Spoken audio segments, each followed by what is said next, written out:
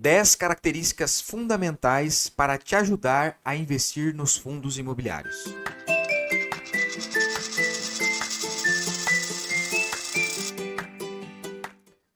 Fala pessoal, Diego Jorge por aqui, seja bem-vindo ao nosso canal, dando continuidade no nosso estudo sobre fundos imobiliários. Nessa segunda parte, eu vou falar das 5 outras características fundamentais que a gente pode ter como base para poder iniciar os nossos estudos e facilitar aí na nossa seleção, né, de fundos imobiliários que possam fazer parte da nossa carteira ou que seja objeto aí dos nossos investimentos, tá?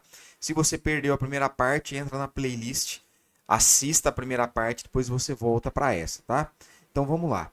Qual que é a sexta característica fundamental? A gente precisa estar muito atento no tipo de gestão. Não quer dizer que ela vai ser um critério de seleção, né? Mas a gente saber o significado da gestão que integra, que é uma característica do fundo, ela é muito importante. E basicamente a gente vai ter dois tipos, que é a gestão passiva e a gestão ativa, certo? Onde que a gente vai encontrar essa característica? Principalmente no regulamento do fundo imobiliário, na parte de objetivos. Eu trouxe aqui eu selecionei de um dos fundos, né? E nesse fundo ele é muito específico e claro, né? Olha só como que ele é bem didático e objetivo. O fundo é classificado de acordo com as normas da Anbima como Fundo Renda Gestão Ativa, segmento de atuação híbrido. Então, assim, vocês vão ver que não é todo o regulamento do fundo que traz essa característica tão detalhada e tão clara, né? Assim, que salta aos nossos olhos como esse fundo aqui. Mas como a gente está partindo de um estudo, então eu selecionei os, os, os objetivos, né, que sejam mais claros e mais didáticos para nós, tá? Então fique atento na gestão, se ela é passiva ou se ela é ativa, certo? E qual que é a principal diferença, né? A principal diferença é que nos fundos de gestão ativa, o gestor ele tem mais liberdade para decisão. Então ele não precisa ficar a qualquer momento deliberando assembleias para que a maioria vote se pode ou não fazer aquilo que aquilo que ele deseja, aquilo que é estratégia, que ele vê como estratégia. E por outro lado, os fundos de gestão passiva, o gestor tem menos liberdade, né? E se porventura ele quiser fazer alguma coisa que foge do regulamento, ele precisa é, reunir a assembleia para poder fazer a votação. Não quer dizer, como eu disse no início, né? Não quer dizer que se você tiver uma gestão ativa ou passiva, ele seja bom ou ruim, ou seja um item que você vai excluir ou não aquele fundo. Mas você precisa ter a convicção e saber que essa característica está presente. Porque, por exemplo, se você tem um fundo imobiliário, de repente você se depara com o gestor querendo fazer uma venda de um dos imóveis. Aí você não concorda com aquela atitude. E aí você vai pesquisar por que ele está fazendo aquilo sem reunir a assembleia, né, sem convocar a assembleia. Aí você percebe que ele pode fazer isso porque a gestão do fundo é uma gestão ativa, tá? Então, muito cuidado com esse fundamento. E lembrando, né, que essa classificação é regulamentada pela Anbima, então por isso que precisa ter essa transparência. O sétimo fundamento é a despesa, né? Como os fundos imobiliários eles são obrigados a distribuir 95%, né, do que eles produzem ali, né, da sua receita, né, por exemplo, então a gente precisa ficar atento com as despesas, tá? Logicamente que em determinados momentos, às vezes situações mais adversas e mais desafiadoras da economia, a gente vai ter uma elevada alta, a gente pode ter uma diminuição nas receitas, né, e vai aumentar as despesas. Porém, você vê o fundo, por isso que lembra que eu falei do IPO, né? O fundo que tem histórico, você consegue ver como que a gestão, o gestor, ele trabalha em cima dessa despesa, né? Como que ele gerencia isso. Então, apenas como um parâmetro, a gente considera como um fundo ideal ali, um fundo que passa pelo crivo, né, dos nossos fundamentos, em torno de igual ou menor que 20%, quando a gente faz a relação despesa dividido pelas receitas. Logicamente que em vídeos futuros eu vou trazer com um pouco mais de detalhe, um pouco mais de riqueza, exemplos práticos e efetivos ali, né? A gente abrir nos relatórios para a gente poder verificar na prática. Mas aqui é só como uma introdução, né? Itens que a gente precisa ter como parâmetro para a gente poder buscar dentro dos relatórios ou dentro daquilo que a gente acha interessante para filtrar se o fundo pode ou não fazer parte do nosso portfólio de investimento, tá? Então aqui só como exemplo, então, você entra lá no relatório, né? Pega as despesas e divide pelas receitas, você vai chegar aqui na porcentagem de quanto que a despesa equivale das receitas, tá? Então, nesse caso aqui, esse fundo ele vai ficar em torno de 13%, passaria no nosso crivo, certo? E o próximo item é a gestão, né? O gestor, no caso. E avaliar isso é um pouco subjetivo e às vezes vai depender um pouco da nossa assim, a gente tem um pouco de cuidado com isso, né? Para a gente não ser muito radical, às vezes, na hora de analisar. Então, como que você vai chegar nessa avaliação pessoal? É na leitura dos relatórios, e aqui eu coloco, né? Eu dei essa dica, né? De a gente ler pelo menos os relatórios anuais. Então a gente está em 2000, a gente está em 2025, pega 2024, lê o de final de 2023 e o final de 2024.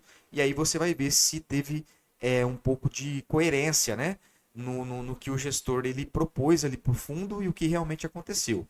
E se você quiser ser um pouco mais rígido, leia os relatórios dos fundos na época da pandemia, né? Para saber como que o gestor passou por esse período, que os fundos foram diretamente afetados pela pandemia, certo? E outro detalhe importante, né? Tem muito gestor que às vezes fica com a faca no pescoço, né? Para tentar garantir aquela renda, né? Ou aquela promessa de que ele quer garantir uma distribuição igual durante todos os meses do ano. E com isso, às vezes ele começa a cometer alguns erros ou excede algumas coisas, né? Justamente para poder garantir essa renda. Então, o gestor nada mais é do que uma pessoa pensante, né? Eu coloquei essa expressão aqui, né? Devia ter colocado até entre aspas. Ela é a pessoa pensante do fundo. Então, quando você investe num fundo imobiliário, naturalmente você está aceitando a gestão desse gestor de modo que ele possa produzir aí um resultado interessante para você. Então, entender como ele se comporta ao longo do tempo pode ser uma alternativa para você avaliar se cabe ou não investir naquele fundo, tá? Por isso que fundos que têm histórico, eles vão ser mais resilientes, porque você consegue avaliar com mais cuidado e com mais conteúdo, né, informação, se o gestor ele está capacitado ali para conduzir aquele fundo, né? Então, assim, de uma forma superficial. Então, o gestor nada mais é do que a pessoa pensante por trás dos imóveis. Outro ponto importantíssimo, né? A gente olhar o histórico de vacância, né? Às vezes a gente acaba selecionando um fundo e a gente não percebe que ele é monoimóvel, ele é monoinquilino e que às vezes ali ele é muito impactado pela alta taxa de vacância. Dá uma olhada nesse fundo aqui, ó. Esse fundo ele ficou por um bom período com 40%, né? 38, 30, 23, 20, né? Então a gente vê aqui que ele foi conseguindo diminuir essa taxa de vacância, ele conseguiu ir alugando os imóveis, né? Em contrapartida, a gente percebe esse outro fundo aqui que teve um controle de vacância um pouco muito mais eficiente. Então, provavelmente é porque ele tem mais imóveis e tem mais inquilinos, né? Então, a diversificação ajuda bastante nesse item. E aqui é um ponto importante que quando eu estava selecionando aqui as informações para trazer para vocês, em alguns relatórios não foi tão fácil, tão assim, não saltava aos olhos essa informação. Então, por isso que eu falo que a gente entender e ler os relatórios ele é importante para isso. Porque a gente vai perceber que tem relatórios que vai ser muito mais fácil de a gente achar informações e tem relatórios que vai ser um pouco mais difícil para a gente encontrar as informações, tá? Então, comece a prestar atenção nesses detalhes, certo?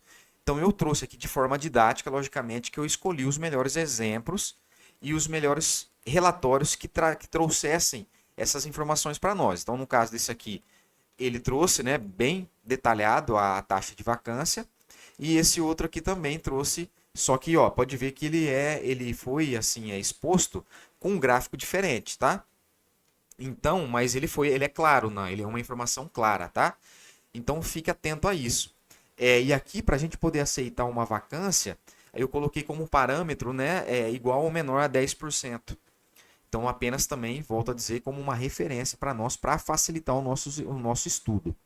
E por fim, eu coloco o relatório gerencial. Pegando o gancho aí na questão da vacância, o relatório gerencial bem escrito, bem elaborado, facilita a nossa compreensão e facilita o nosso estudo. E eu faço um convite para vocês. A gente chega na décima característica, né, fundamental aí. Faça um teste. Pegue 10 fundos e tente achar as informações dos 10 itens que eu passei aqui para vocês. Vocês vão ver que tem fundo que vocês vão encontrar as informações muito mais fáceis e rápidas. Tem outros fundos que vocês vão procurar, pesquisa, olha, não acha informação, às vezes a informação está lá, mas está escrita de outra maneira. Então, o relatório gerencial ele já dá um detalhe para nós de como que esse relatório é feito. Se ele é de fácil compreensão, se ele é objetivo, se ele é didático, se realmente a gente consegue ler e compreender o que está sendo escrito, né? E eu até coloquei aqui, né? Uns são mais fáceis de compreender do que outros. Então, por aí vocês já vão ter uma ideia, né? Por exemplo, eu quero achar a vacância no relatório do fundo tal. Procura para ver como se é fácil de achar e se essa informação está bem declarada. Eu quero saber qual que é o gestor. Será que está fácil disso, né? Quem que faz a gestão desse fundo? Onde que está essa informação? O outro aqui, né? As despesas. Ela está bem clara aqui para mim? Eu consigo achar o número? Eu consigo ver essa relação entre despesa e receita? Isso é uma informação que está transparente para mim? Se eu considerar que esse item é importante para avaliar o fundo?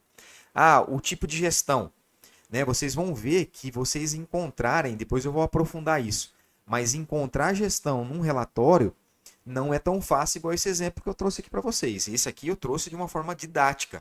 Assim todo fundo tivesse no seu regulamento descrito bem assim, claro, né? O parágrafo terceiro tá lá, tá escrito a forma da gestão dele. Vocês vão ver que tem fundos que não é fácil de você achar qual o tipo de gestão.